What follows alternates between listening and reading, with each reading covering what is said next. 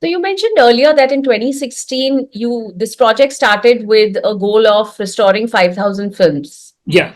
But how many films actually need to be restored? Because I'm sure we've made far more films than just 5,000. And how are these films picked? And how do you see the timeline in restoring everything? Will that take another 3 years, 4 years with emerging See, technologies like AI, etc.? restoration is a continuous process and it does take time, particularly pristine restoration. As I told you, frame by frame, if you're doing, it is going to take time. So we had to select the films, and particularly for National Film Archive, they have to select film from various languages. It's not only Hindi, but all the regional languages.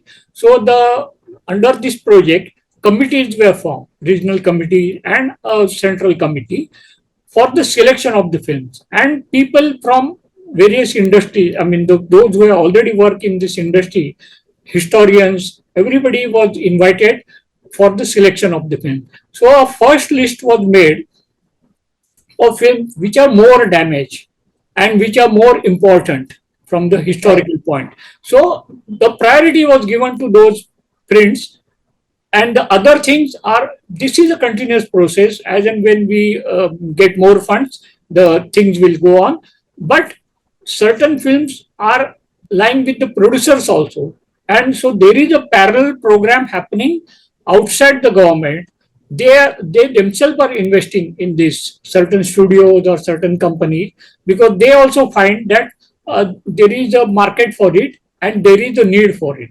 So there are like film preservation from Shivendra Singh Dungarpur is also doing Yes. effort, separate effort to do this. So all these things are welcome.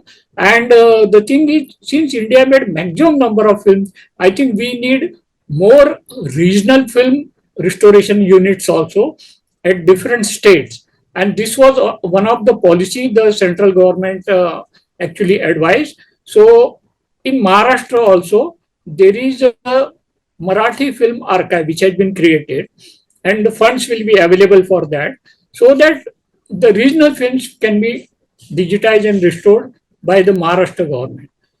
I am also advisor to them for this project. But since there were a lot of changes happening recently in the government, I hope now the policies will continue.